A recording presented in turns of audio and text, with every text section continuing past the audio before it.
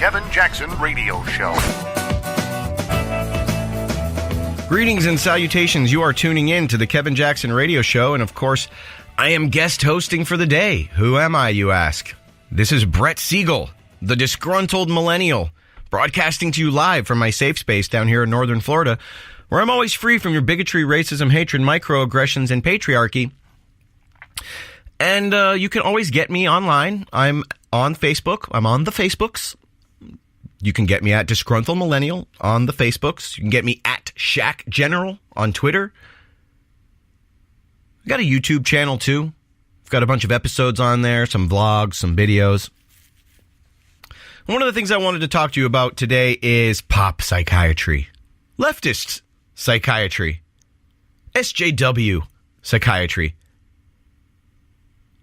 A woman named Bandy Lee, a psychiatrist, got together with 27 other psychiatrists at a conference that she held, where they're going to psychoanalyze Donald Trump.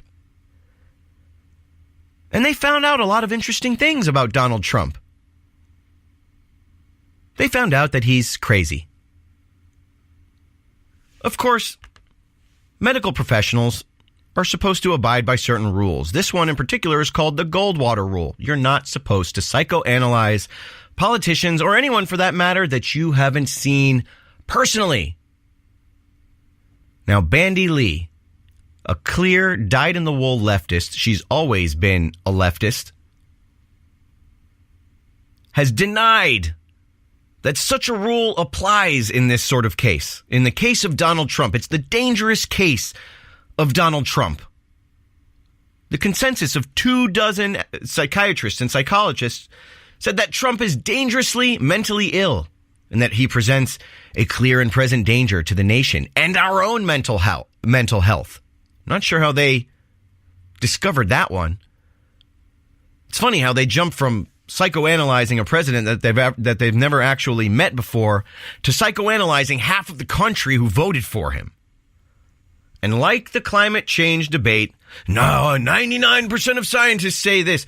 Well, like the climate change debate, the book rests on an appeal to authority, because it's not just who would believe just one psychiatrist? They had to get 28 psychiatrists in the room. Oh, because there's 28 of them, it must be true. Their findings must be absolutely factual, based in reality. They have rules against this. It flies in the face of medical ethics to go around diagnosing people that you've never even met before. All of these people should lose their licenses to practice. Will they? Not likely. Because this is the special case. It's the special case of Donald Trump. He presents a unique threat to Western civilization. Actually, what they say is that he presents a unique threat to human existence. Well, that escalated quickly. And Bandy Lee, she knows she done wrong. In every interview and synopsis of her book, she prefaces it with, despite the Goldwater Rule. Despite the Goldwater Rule. She wants to detract from the fact that she violated a sacred rule of mental health ethics for mental health professionals.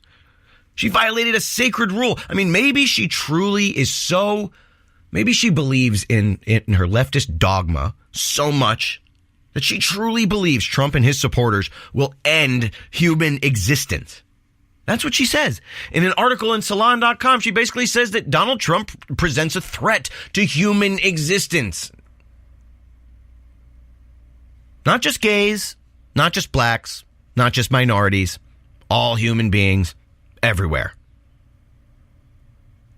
Which sort of makes her a complete moron because she's living in a fantasy land. Don't trust her.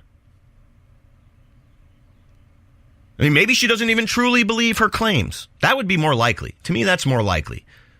That she's just an opportunist who's trying to get her 15 minutes of fame because her career didn't really work out the way she thought it would. And now she's using Trump as an opportunity to have her moment in the sun. Now, if she's an opportunist, if that's what she's doing this for, you can't trust her either. You have no reason to trust this lady. It's like the immigration debate. Oh, these are illegal immigrants who haven't committed any crimes. They already committed a crime by being an illegal immigrant. Bandy Lee already committed she already violated medical ethics by violating the Goldwater rule. Why would you believe anything she says after that? Despite the Goldwater rule, blah, blah, blah, blah, blah. Everything after that is bullcrap. And it shows how SJW, intersectional feminist theory, is permeating every aspect of American life. You got CNN protecting Anthony Weiner. You've got Colin Kaepernick in football. You've got American Horror Story and all sorts of shows in Hollywood. They're trying to bring this SJW, intersectional feminist crap at you from every direction. A danger to the nation? She's not a national security expert. She doesn't know about national security. How does she know that Trump is a danger to the nation? How does she know that Trump is a danger to human existence? The only audience that she could get was the hardcore leftist publication Salon.com. She did an interview with Salon.com. This is the same people who put out an article saying, I'm a pedophile, but I'm not a monster. This is the same people who are trying to normalize pedophilia, are also trying to normalize this pop psychiatry where you can just go around diagnosing people. You can just go around diagnosing people. I saw a couple of YouTube videos, so I'm going to diagnose them. I saw a couple speeches of Donald Trump, so I'm going to diagnose him. Salon asks Bandy Lee, they said, how did a person like Donald Trump become president? And here's her answer. My being a psychiatrist, I will inevitably see things from that lens. I tend to think about the social context that gives rise to the current conditions. For me, the big shift in our society has been the increasing inequality. And with that, certain segment of the population will end up suffering from an undue amount of poverty.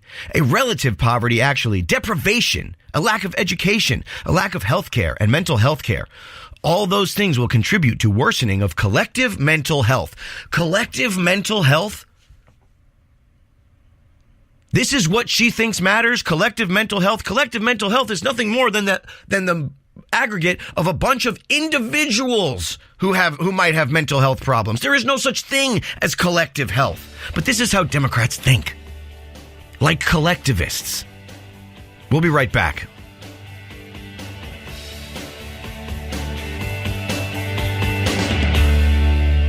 This is the Kevin Jackson Radio Show.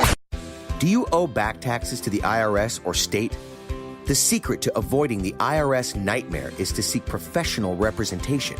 My friends at Security Tax Associates provide the most cost-effective and ethical representation in the industry while helping to avoid seizures, levies, and wage garnishments. Security Tax Associates is here to ensure that the appropriate steps are taken to permanently eliminate any possibility of future tax burdens once and for all. For a free, no-obligation consultation, contact Security Tax Associates, 844-779-4177. That's 844-779-4177. 844-779-4177. Or visit them at securitytaxassociates.com.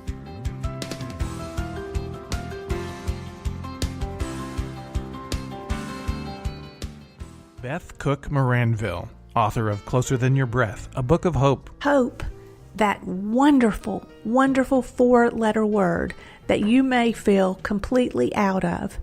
I wrote this book to give you great hope. It's not too late. If fetal position is an all too familiar place for you, I understand. If the next 60 seconds are too long, this book is for you. Wherever you are right now, whether you're dealing with divorce or death or sickness, take hope. You are going to make it through this pain. Don't roll your eyes. I've walked this road and I know it. The best is yet to come. Closer Than Your Breath, a book of hope from author and speaker Beth Cook Moranville, can be found on Amazon.com or Kindle.com. For more information, visit closerthanYourBreath.com or on Facebook at Closer Than Your Breath.